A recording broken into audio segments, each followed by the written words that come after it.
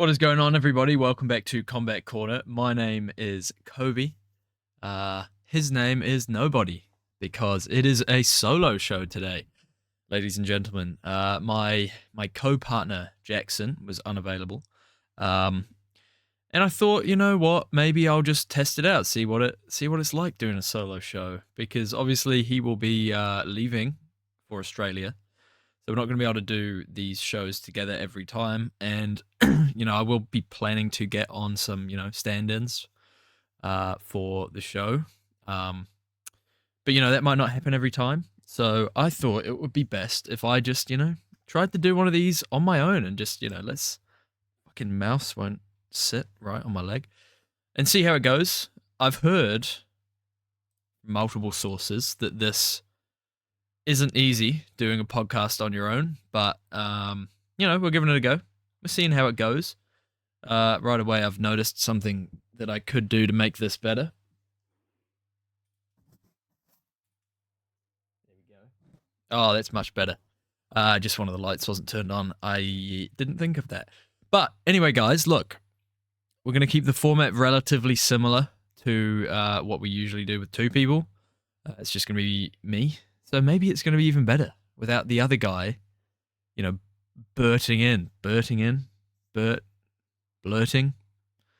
whatever you want to say, without the other big mountain yak chomping in every now and then, chomping at the bit, just waiting to kind of burst in and say something stupid.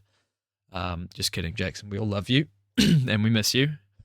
But this also might be a little bit too loud, or maybe it's a bit close, but what we're going to be doing today, in the spirit of the upcoming UFC card, is break down UFC Fight Night, Whittaker versus Chimaev. It's still got up here on Google, but it's actually now Robert Whittaker versus Aliskerov. Obviously, we have not covered it yet, but Khamzat Chimaev has pulled out due to sickness.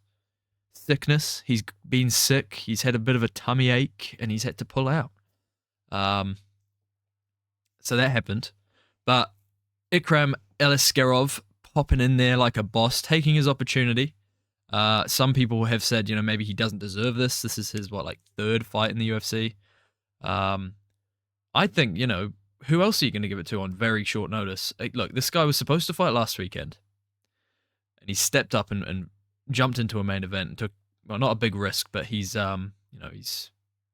jumped in there and taken his opportunity against a guy in Robert Whittaker who is going to be a heavy favorite and, has a lot of opportunities to win. And yes, it does make this card a little bit weaker, but we've still got some great fights. Some other news as well that we have not discussed on the show that has happened since our last show for me to talk about.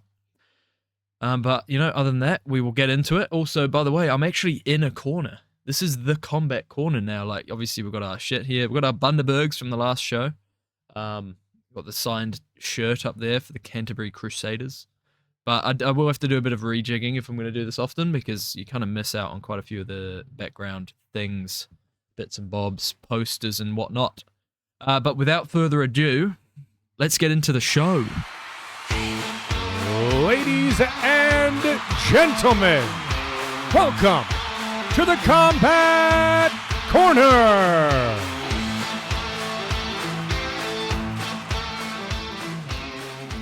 So, ladies and gentlemen, without further ado, as I just said, before that lovely intro played, let's get into it. Yeah, just me, again. Let me know what you think of this solo format, just me yabbering on about fights and other random shit that comes into my mind at any given point. Like I say, I've heard that it's pretty difficult to just keep talking for a while. I've been going for 4 minutes now. 4 minutes of just me talking to myself. I mean, it feels like I'm talking to people, which is good. I feel like I'm talking to you guys out there, even though we do only have probably 2 listeners nowadays. 1 maybe. I don't even know. But, maybe, like I say, maybe with Jackson gone, maybe that's gonna, make it blow up. Maybe that's what was holding us back. I'm sorry, Jackson. I'm just kidding, obviously. But look, guys, This fight night coming up is very strong. It's in Saudi Arabia, I believe. That's just I'm pretty sure this is in Saudi Arabia. I don't know why.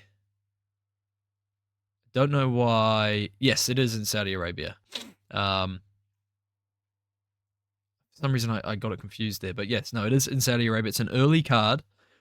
Main card actually starting at 7 a.m. So it's one of those nice ones for the guy for 7 a.m. in New Zealand. That is one of those nice ones for the people in New Zealand who you can get up early, watch the UFC, get it all done, and then you've kind of got a bit of a day left to actually like live and do stuff. Which sometimes I've struggled with a little bit when watching the UFC. It's like, all right, every Sunday, my whole day is blocked up just sitting there watching UFC. It's a lot of time that I could be spending doing other stuff. But it's a nice change. It's at 7 a.m. Don't be drinking too much on the Saturday night, you fellas. Don't get silly and wake up at 12 like some people do, like I've done many times. Don't waste the day is what I'm saying, because this is a very good fight night.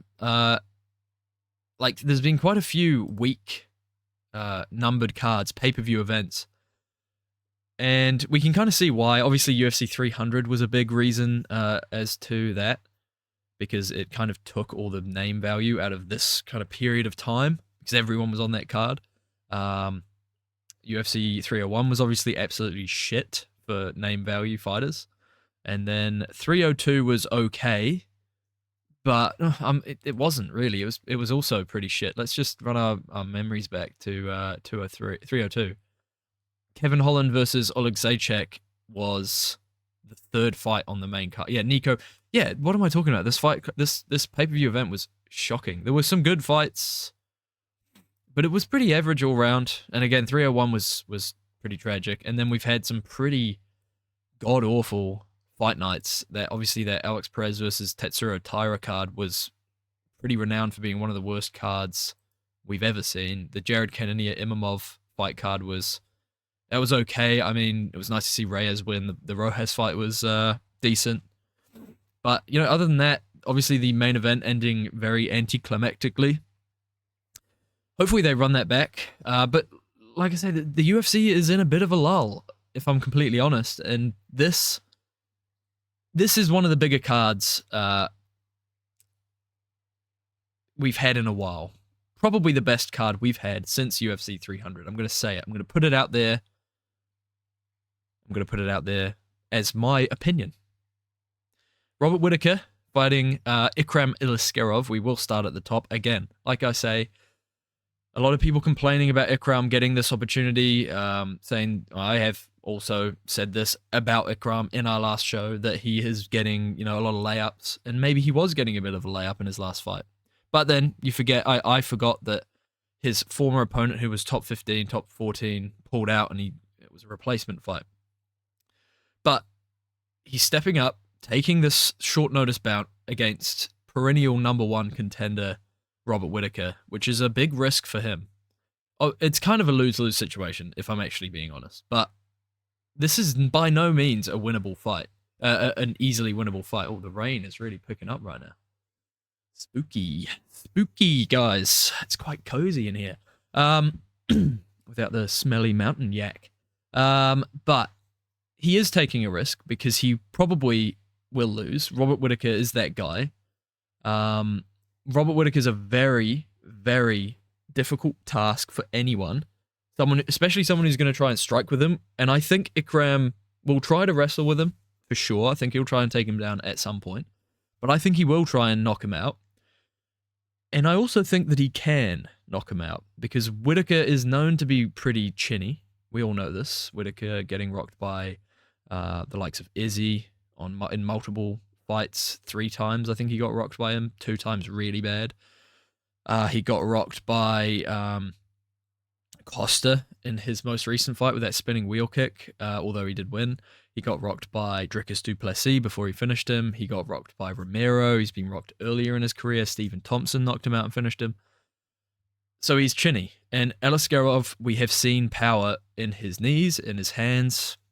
I think he's 15 finishes. If I'm not wrong, I believe Robert Whittaker's only 33. That is insane. That guy's had some bloody longevity. Is it 100%? No. So he has had some decisions. I don't know where I got that from. But you know, if it's 6 TKO'd KOs, both of his UFC fights coming by KO. Obviously, one of them to Phil Hawes, so that doesn't really count. But that flying knee punch KO against, I mean, it was Wiley Alves, which, you know, yeah, he was a welterweight coming up to middleweight. I mean, a huge step up for the guy. I mean, like I say, I definitely see a Route 2 victory for him. But at the same time, I don't think it's going to happen. I really don't think it's going to happen. I think we're going to see classic Robert Whittaker. I think we're going to see him get it done probably by 5-round decision, as he usually does. He's not known for finishing people. I can't think of the last time he got a finish. Rob. He's mainly winning by decision nowadays.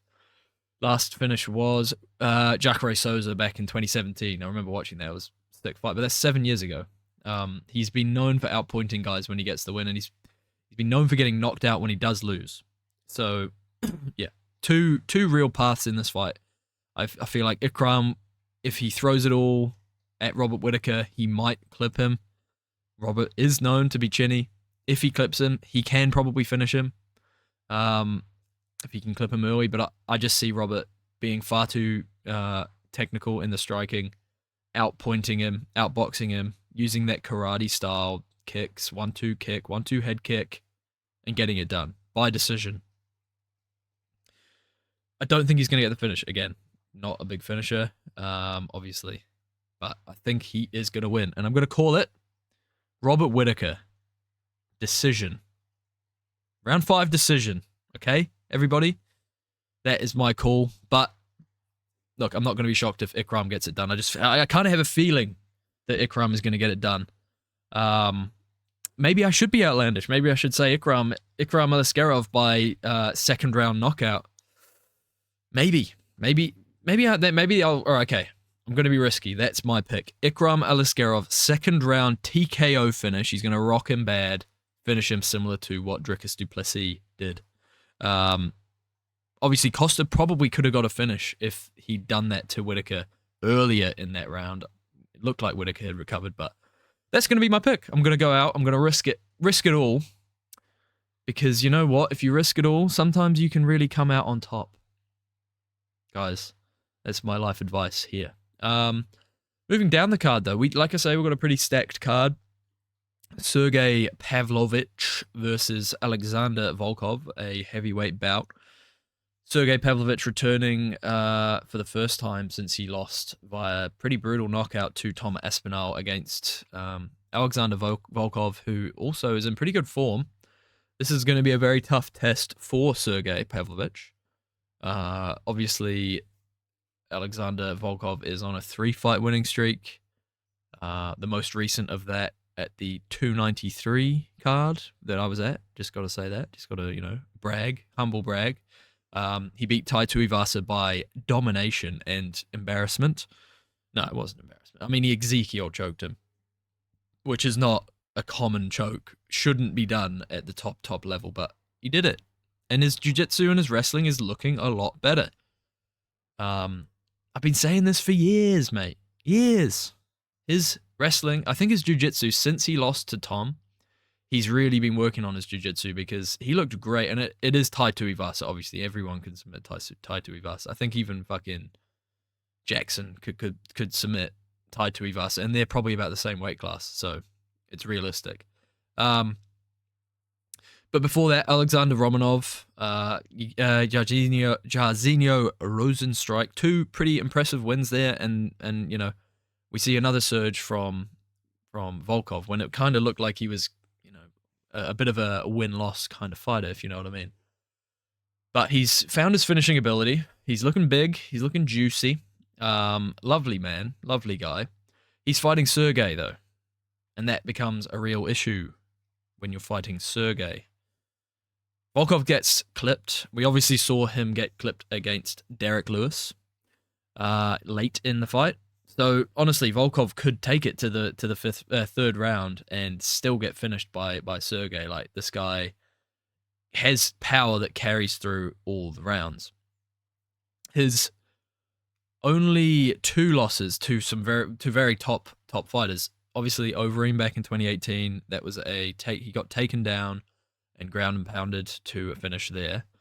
But that was back when Overeem was, I think he was on a bit of a surge back to the top. Like, this was his last kind of run at the heavyweight title. Excuse me, just one sec. I'm just gonna have some water to wet my whistle.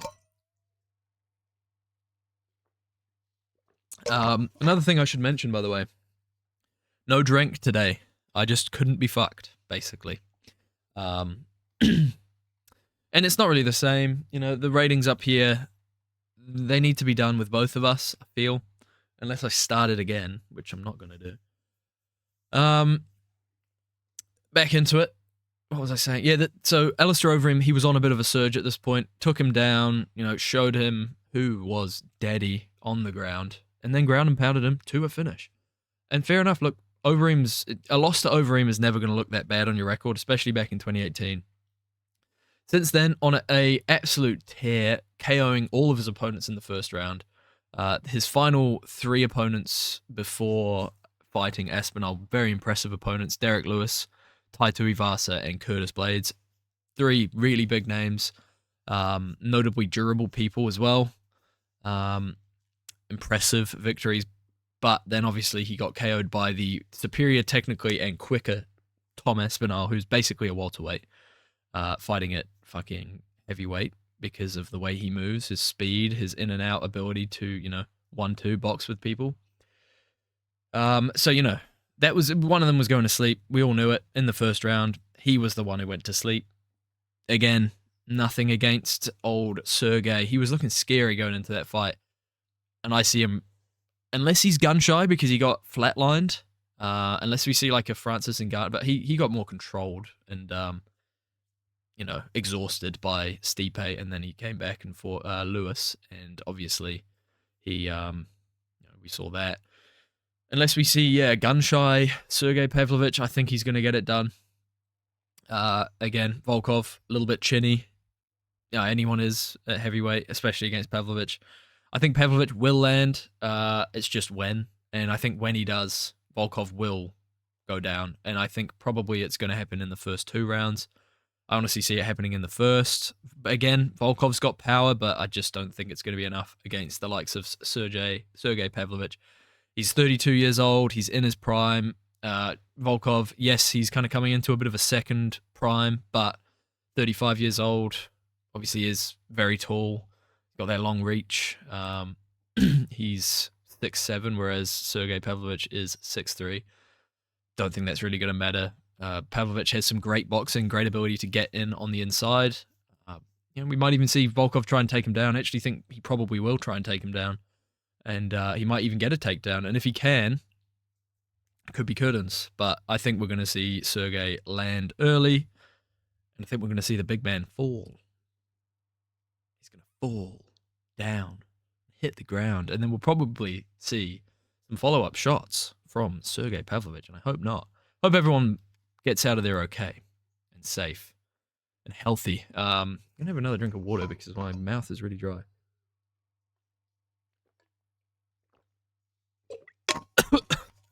Jesus.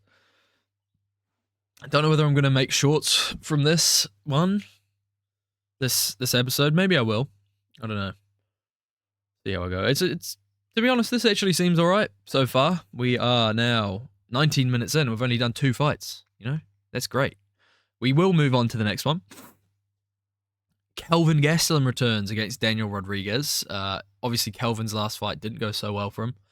Got absolutely daddied into the ground by fucking Sean Brady, who is a great grappler, and that's what he did. He grappled him. And then eventually submitted him in the third round, but Kelvin had no moments in that fight. And Sean Brady really showed levels to grappling in that fight as well. Crazy that Sean Brady got knocked out by Bilal Muhammad. That is just such a stain on that guy's record. It's insane. I mean, he could still go on, become a really good fighter. Obviously, he is a really good fighter, but he could go on to, you know, do great things. But having a knockout loss to Bilal Muhammad on your record, the man notoriously memed for not being able to knock anyone out, you're the one, that would suck. Surely. I mean, you know, it's what it is. But Kelvin Gastelum, anyway, we're not talking about Sean Brady, okay? We're talking about Kelvin Gastelum. He's back again. Obviously, before that fight, it was Chris Curtis. He won that fight. It was pretty close, and there was a few dodgy moments, if I remember, with him eye-poking Chris and kind of changing the momentum of the fight. Cannonier, Whittaker, obviously two big names that he did lose to by decision. Two very difficult fighters to go up against. So, you know, no harm done. Well, kind of. I mean, he lost 5 out of 6 fights. He's lost 6 out of his last 8. Which isn't good. It isn't good. And he's fighting Daniel Rodriguez, who I'm just going to check his record. Last fight was against Ian Gary, obviously also losing to Neil Magny. Not a good look from Daniel Rodriguez. They're 37 years of age. Kelvin's probably, he's fucking 32, man. That is insane. I think we're going to see vintage Kelvin Gastelum come back, get this done. Obviously, D-Rod, a bit of a striker, a bit of a brawler. Kelvin's very, very hard to finish with strikes. He does get submitted from time to time, obviously, in his last fight, and that one against Jack Hermansson as well. But I don't see Kelvin Gastelum getting finished in this fight. Really, I don't see Daniel Rodriguez submitting him. I think we're probably going to see a bit of a stand and bang type of fight, and I think we're going to see Kelvin come out on top. We might even see D-Rod retire after this. I don't know. Maybe not. He might be one of those guys who kind of needs money, so he sticks around. I did see a video where it kind of seemed like that might be the case. But Kelvin Gastelum, I think we're going to see him roll back the clock, man. I think we are. I think we're going to see Kelvin get a few takedowns. I think we're going to see him have the ability to hold down Daniel Rodriguez. I think we're going to see him have the ability to kind of outbox him a little bit. You know, he did outbox Chris Curtis for the majority of that fight. And I think we're going to see probably a decision victory from Kelvin. It's 3 rounds, so we're going to see a Riyadh win. A Riyadh dub. Saudi success for Kelvin Gastelum. Unfortunately, I mean, I'd like to see D-Rod win. It's one of those ones where I don't really want to see either of them lose because they're both really cool fighters. But yeah, you know, it is what it is. Someone's got to lose. Someone's got to win. A few more fights that I did want to point out on this card. Johnny Walker is fighting Volkan Ozdemir. I'm pretty excited for this fight. Johnny Walker obviously coming back after that pretty disappointing loss to Magomed Ankalaev where he got knocked out. You know, are we going to see Johnny Walker ever surge towards the top 5? Again, I don't know. You know, do we ever see Johnny Walker beat a top 5 opponent? Sorry, I just needed water. You know, I don't know. I kind of doubt it. I don't really see it happening. I think the guy's too chinny. Do I think he's going to win this fight, though? Honestly, I think no. I think Volkan's going to get this one done. I think he's probably going to finish him as well. Volkan Ozdemir coming off a win against Bogdan Guskov. A decent win, that is, for sure. Looking pretty good now, especially after his recent performances. He obviously beat Paul Craig recently. He did lose to Nikita Krylov. Not a bad loss. He did lose to Ankalaev, but you know, I think I remember that being relatively close. Yuri, obviously, I mean, that is what that is. Again, not a bad loss. I think Volkan Ozdemir's still got it, man. I think he's still got it, and I think the unorthodox approach of Johnny Walker is going to get him in trouble yet again. I just see Volkan piecing him up with fundamental boxing and good defense, and probably clipping him at some point and finishing him probably in round 2. Maybe even dropping him and then getting a submission. Maybe. I don't know. Another fight we'll have a wee look at here before we move on. Rinat Fakhretdinov. I think that's how you say it. He's fighting Nicholas Dalby. Dalby coming back from that victory against Bonfim, I think. That was his last fight. And Rinat is what I'm going to call him. He actually recently grappled against Craig Jones and got submitted, and then he kind of got submitted, put out cold. It was a weird finish, weird submission. Go look up Craig Jones versus Rinat Fakhretdinov. Go look that up. But that was in grappling, and Craig Jones is one of the best grapplers in the world. His last MMA fight, though, if I'm not wrong, was Johnny Walker. Johnny fucking Walker. What am I talking about? It was against Kevin. No, it wasn't. It was against Zaleski dos Santos, and that was a draw after 3 rounds. I can't remember that whatsoever. That's crazy. I thought it was Kevin Lee. I thought his last fight was against Kevin Lee. That was a year ago now. Fuck. Time flies, man. Anyway, he did submit Kevin Lee. He was on a pretty decent, very decent run up until that point. I think we're gonna get it. We're gonna see him get it done against the experienced Nicholas Dalby. I just think he's getting on a bit, man, and you know he's old. This guy is legit. He's no Bonfim.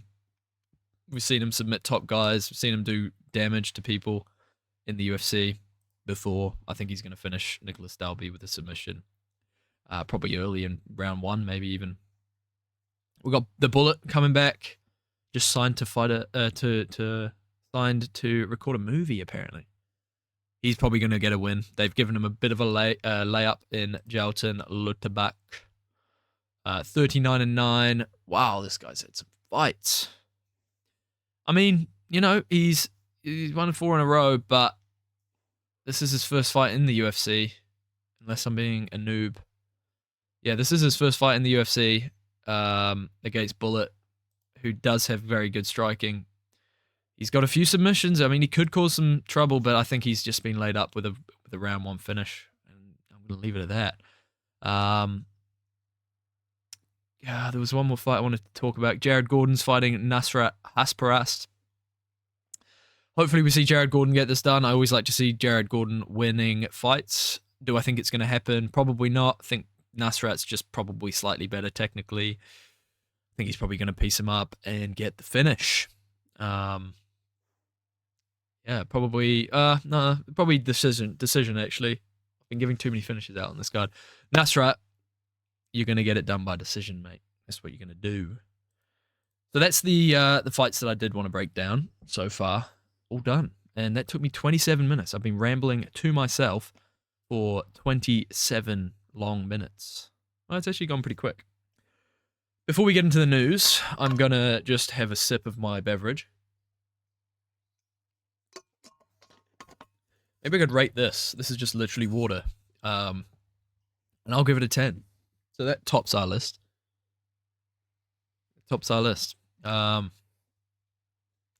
So, Conor McGregor is out of UFC 303. Bit of a shame. Do we get to see Conor McGregor fight ever again? Probably not. Like, I really just don't think this is going to happen ever. It's obviously he is injured for sure.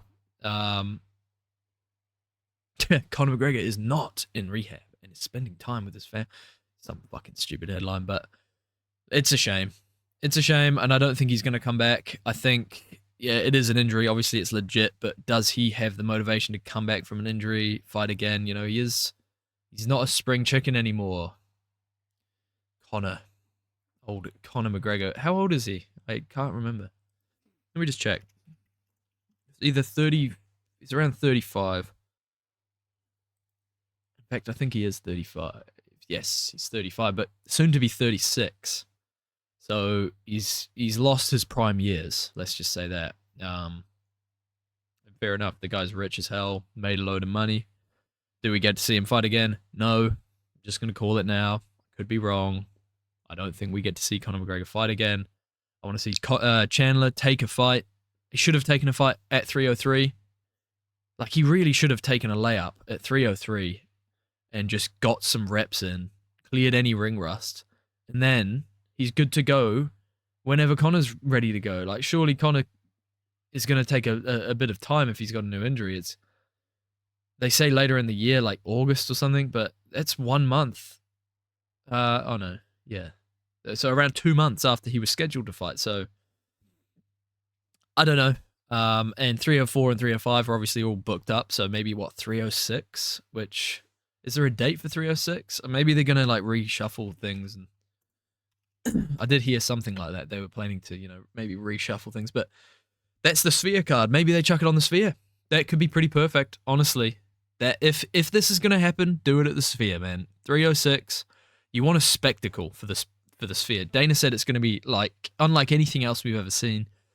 Chuck it on 306. Chuck Marab versus O'Malley. It's the co-main event.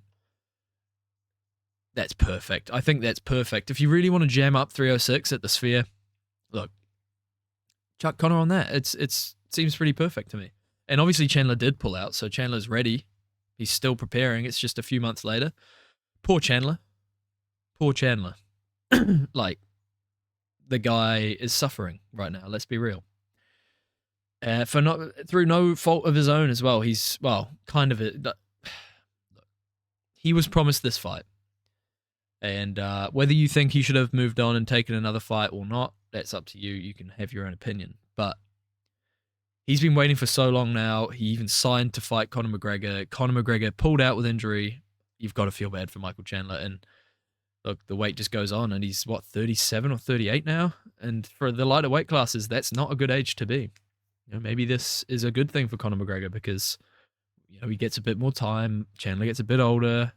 It's a bit longer since Chandler fought, Ring rust is a real thing. In good news, though, what we got as replacement for these fights, 303? 203. Sorry, guys, I'm just looking it up to pull up the fight card. So, replacing Conor McGregor and Michael Chandler, we have Alex Pereira, Yuri Prochazka, two bad men in the main event. Obviously, they fought once before. Pereira winning that and winning the light heavyweight belt there. It was when he won it, wasn't it? Yes, it was, because Jamal Hill obviously was vacated because he injured himself.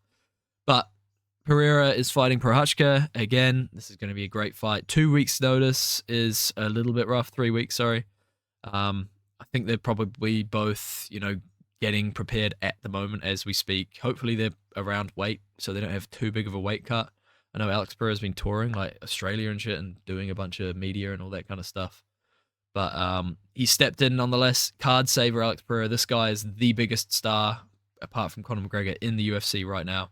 The guy's a legend, but again, he's 36. We're not going to have him for that long, so appreciate him. Yuri as well. Look, people aren't talking about this enough. Yuri is also stepping in on last minute to fight a guy who knocked him out very recently. Both of their last fights being at UFC 300, both getting it done by knockout, but Yuri did take more damage in that fight. It's a more risky fight for Yuri. He may never get another chance at the belt after this one. But he could always win. He definitely could. He just has to find an answer to the leg kicks. And I've got a sneaky feeling that Yuri's going to get it done, man. Just calling it now. Obviously, we'll break it down later down the line. But I think Yuri's going to get a finish. And I'm just going to leave it at that. Another thing we got on this card, which is brand new, Brian Ortega versus Diego Lopez. Look, Diego Lopez getting a really, really good opportunity. And Brian Ortega, hopefully he got a bit of a bag for this because it's a big risk.